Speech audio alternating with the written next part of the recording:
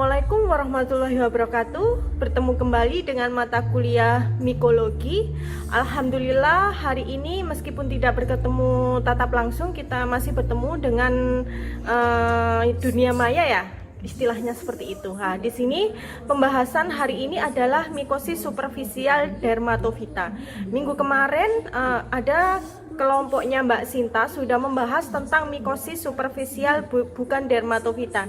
Hari ini saya akan menjelaskan tentang mikosis superficial dermatofita.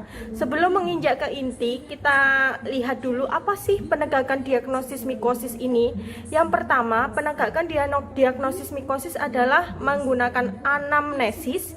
Yang kedua adalah klinis. Klinis ini adalah menggunakan eflorensi kulit atau UKK.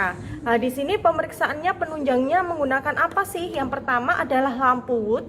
Lampu Wood ini dengan sinar UV 320 sampai 400 nanometer. Yang kedua adalah secara mikroskopis. Mikroskopis adalah menggunakan pewarnaan KOH. Yang ketiga adalah menggunakan kultur. Keempat adalah menggunakan histopatologi. Nah, bagaimana sih cara pemeriksaannya? Cara pemeriksaan menggunakan lampu Wood adalah yang pertama alatnya. Alat ini adalah lampu Wood dan kamar.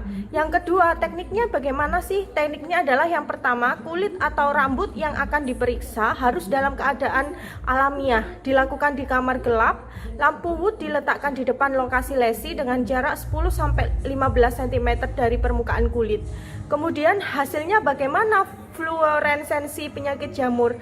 Kalau tinea capitis hijau, biru kehijauan. Yang kedua, pityriasis versicolor kuning keemasan. Pemeriksaan elemen jamur menggunakan metode mikroskopis adalah yang pertama, alat dan bahannya harus ada mikroskop, kemudian skapel, kulit, sengkelit, gunting, lidi, kapas, dan selotip. Yang ketiga adalah larutan alkohol 70%, larutan KOH 10-30%, kemudian larutan KOH plus tinta Parker Blue Black, larutan pewarna LPCB, larutan pewarnaan gram, gelas objek dan gelas penutup serta cawan Petri. Bahan pemeriksaannya adalah bagian tubuh, terdiri dari kulit, kuku atau rambut dengan ditambahkan alkohol 70%. Kulit pinggir lesi yang lebih aktif. Kalau kuku adalah digunakan pada tempat dasar kuku, lipatan kuku, lempeng kuku, hiponikum. Kemudian kalau rambut atau sisa rambut dipilih yang tidak mengkilap atau kusam. Kerokan daerah kulit sekitar rambut. Nah, di sini slide selanjutnya adalah hasil pemeriksaan mikroskopis itu bagaimana. Yang pertama adalah elemen jamur dermatofit. Ciri mikroskopisnya adalah garis-garis yang tersusun dari hifa di antar sel-sel epitel bersepta dan biasanya bercabang. Kemudian reproduksinya menggunakan arthrospora. Kalau Candida bisa dilihat di gambar yang pewarnaannya berwarna kuning, spora yang bulat atau lonjong, blastospora, kadang yang menonjol di dinding spora. Kemudian pseudohifa. Kita lanjut sekarang ke materi inti, yaitu dermatofitosis. Apa sih perbedaan antara dermatofita dan dermatofitosis? Kalau dermatofita adalah fungi yang menggunakan keratin sebagai nutrien, dapat berkoloni dengan jaringan yang mengandung keratin. Contohnya adalah rambut, kuku, stratum corneum, epidermis. Kalau dermatofitosis adalah infeksi superficial yang disebabkan oleh dermatofita. Jadi di sini adalah kalau dilihat pengertiannya, kalau dermatofita itu adalah jamur yang menggunakan keratin, kalau dermatofitosis itu adalah penyakitnya. Organisme penyebab. Ada 3 genus dermatofita yang menyebabkan dermatofitosis. Yang pertama adalah Trichopiton, yang kedua adalah Microsporum, yang ketiga adalah Epidermopiton. Apa sih bedanya ketiga ini? Kalau Trichopiton itu adalah menginfeksi kulit, kuku, dan rambut. Kalau Microsporum menginfeksi kulit dan rambut. Kalau Epidermopiton adalah hanya menginfeksi kulit. Jadi kalau dilihat secara garis besar, yang menginfeksi ketiga tempat kulit, kuku, dan rambut adalah Trichopiton. Dari sini Trichopiton itu ada banyak jenisnya, sudah ada di PPT, ada Trichopiton rubrum, Trichopiton metagropites. Kalau Microsporum ada Microsporium canis dan lain-lain. Kalau Epidermophyton di sini ada Epidermophyton floccosum. Nah, klasifikasi dari dermatofitosis berdasarkan keratin adalah Tinea facialis, Tinea corporis, Tinea cruris, Tinea manus, dan Tinea pedis. Dermatofitosis dari kuku atau onimikosis adalah Tinea unguium, kuku kaki, kuku tangan. Kalau onimikosis adalah infeksi kuku yang disebabkan oleh dermatofita ragi atau kapang.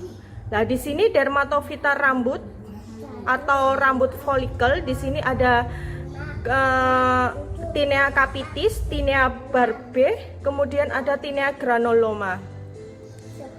Nah, di sini ada gambar bagaimana sih cara menginfeksinya. Nah, ini ada gambar secara umum. Kalau dilihat di tangan ya, di gambar tangan ini, dermatofita akan menginfeksi kaki atau tangan bagian kulit sehingga dapat menimbulkan sel inflamasi. Nah, di sini apa yang dapat disebabkan bagian apa? Yang pertama adalah stratum corneum, squama, dan vesikulasi. Nah, ini adalah trichomikosis. Trichomikosis ini adalah rambut. Jadi rambut jika ada penyakitnya yang disebabkan jamur, di sini ada batang rambut, destruksi dan patah rambut. Lebih dalamnya adalah respon inflamasi sehingga ada nodul, postulasi, folikuler, and abses. Nah, penyebaran atau pencabutan dan habitatnya. Di sini antropofilik menyerang manusia, jarang mengenai hewan. Jadi ada Trichopiton rubrum dan lain-lain. Kalau geofilik tanah ada Trichopiton equinum. Kalau hewan di sini ada Microsporum.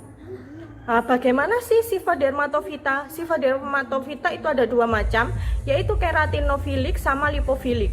Kalau keratinofilik itu habitatnya adalah membutuhkan keratin. Kalau lipofilik hidupnya adalah membutuhkan lemak. Nah, bagaimana sih patogenesis jamur secara umum? Jamur menempel pada kulit dan keadaan kulit cocok sehingga jamur dapat tumbuh, sehingga jamur mengeluarkan suatu enzim keratolitik dan menghancurkan keratin. Makanan yang baik untuk jamur adalah dapat tumbuh dan berkembang dengan subur. Jamur bertambah, kemudian enzim bertambah, makanan jamur juga bertambah sehingga penyakit dapat lebar.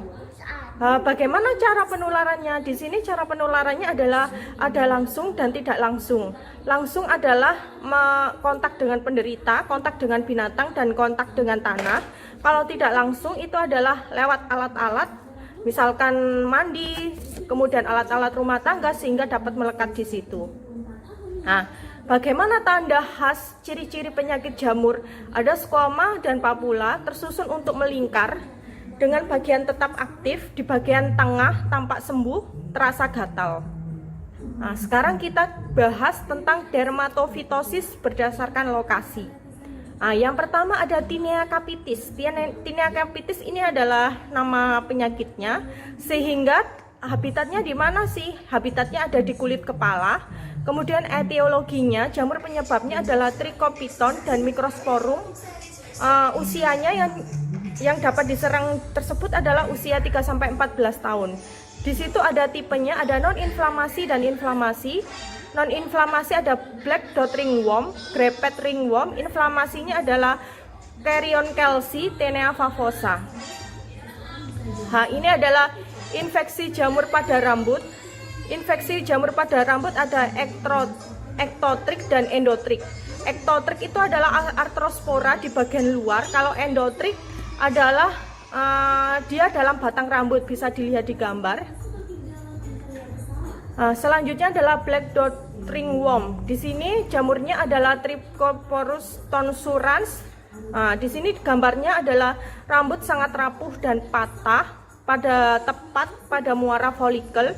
Ujung rambut yang hitam di dalam folikel rambut terlihat sebagai bintik hitam. Di sini diagnosisnya bisa menggunakan lampu Wood. Selanjutnya Grapes ringworm, etiologinya adalah menggunakan M. audouni dan M. foraginium. Gejala klinisnya adalah lesi mulai dengan papul eritem di sekitar batang rambut. Papul kemudian melebar dan membentuk bercak yang memucat dan bersisi seperti di gambar, berwarna putih, tidak mengkilat dan mudah patah. Penegakannya adalah menggunakan lampu wood. Nah, di sini ada Carrion Kelsey. Carrion Kelsey ini adalah jamur penyebabnya ada M. canis, M. gipsum, dan T. mentagrophytes. Gejala klinisnya adalah lesi dimulai dari bentuk pustular folikulitis sampai bentuk carrion. Kemudian rambutnya patah dan mengeluarkan nanah serta dapat terjadi limfadenopati. Keluhannya adalah gatal, demam, dan sakit, dan menggunakan lampu wood. Nah, selanjutnya adalah Tinea favosa.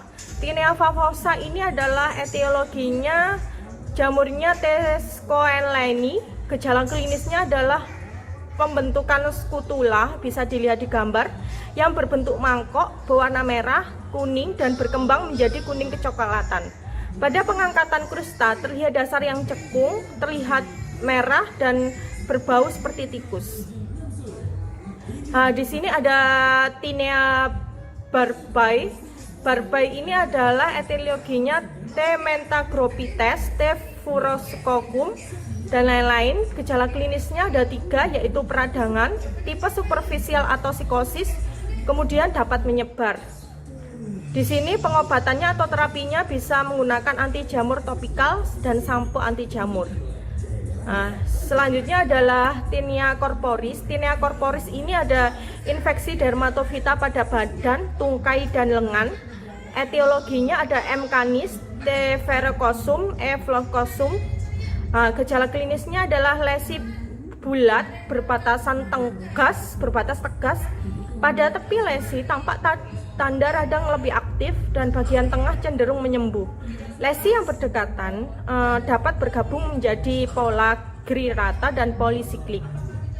Nah, di sini ada kalau gejalanya ada tanda inflamasi atau lesinya dapat menjadi lebih luas, tergantung dari sistem imun tubuh. Nah, selanjutnya adalah Tinea facialis. Kalau Tinea facialis ini menyerang di bagian telinga. Nah, seperti ini gambarnya, dilihat di gambar di PPT, bercak nodul berwarna merah. Kemudian ada Tinea cruris. Kalau Tinea cruris ini adalah bisa etiologinya, jamur penyebabnya adalah Trichoterubrum ephlococcum, dan infeksi dermatofita pada daerah pubis dan sela paha, sehingga gejala klinisnya adalah lesi berbatasan tegas. Kemudian ada terlihat pustul dan papula, dan bagian tengah menyembur berupa daerah coklat kehitaman berskuama. Selanjutnya adalah Tinea pedis. Kalau Tinea pedis ini adalah pada kaki. Infeksi dermatofita pada kaki terutama menyerang sela jari kaki dan telapak kaki, dan dapat meluas ke lateral maupun punggung kaki. Ada 3 tipe. Tipe interdigitalis, kemudian ada tipe vesicular subakut, ada tipe papulosquamosa. Kita lihat bedanya satu-satu. Kalau tipe interdigitalis adalah maserasi di sela jari kaki ke-4 dan 5, kulit terlihat putih, dapat berbentuk fisura, lesi dapat meluas ke bawah jari dan telapak kaki.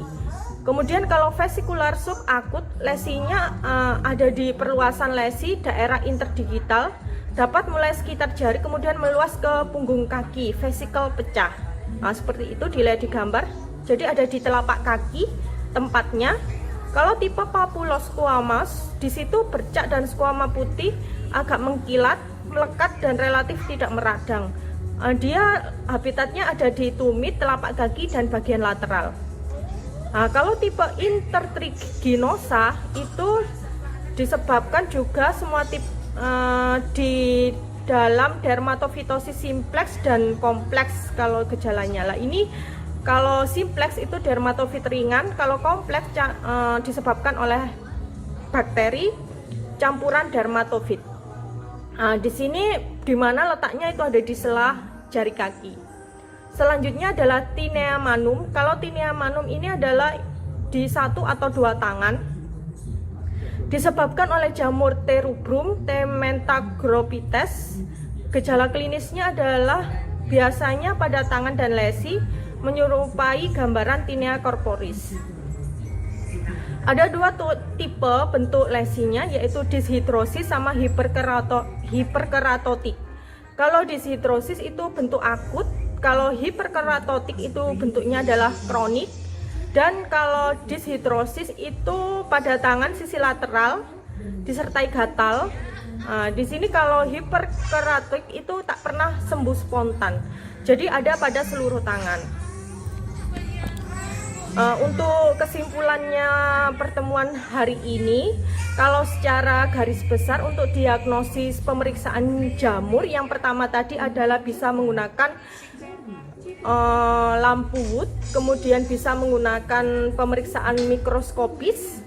Pemeriksaan mikroskopisnya bisa menggunakan KOH 10%, bisa menggunakan pewarnaan, jadi ada LPCB sama pewarnaan gram. Kemudian kalau ada histopatologi juga, jadi semua penegakan diagnosis mikosis bisa menggunakan seperti itu.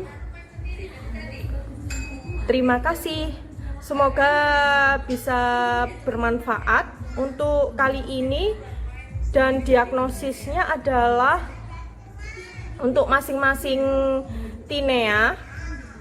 Nah, jadi tinea itu adalah nama penyakitnya ya. Kalau Trichotropum rubrum itu adalah nama jamurnya. Kita lihat. Nah, di sini kalau tinea capitis itu adalah dermatofitosis pada kulit dan rambut kepala. Kalau tinea barbae itu dermatofitosis pada dagu dan jenggot. Kalau tinea cruris itu adalah pada genital, itu pada bokong, anus.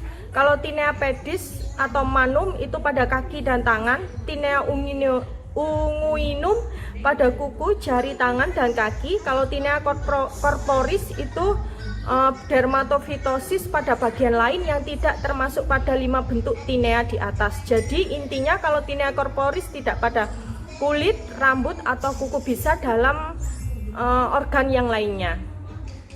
Seperti itu. Kemudian untuk tinea imbricata itu adalah pada dermatofitosis dengan susunan squama konsentris disebabkan oleh Trichophyton concentricum. Kalau tinea favosa dermatofitosis yang terutama disebabkan oleh Trichophyton sonleni. Secara klinis antara lain berbentuk skutula dan berbau seperti tikus. Tinea facialis menunjukkan daerah kelainan dan lain-lain. Seperti itu.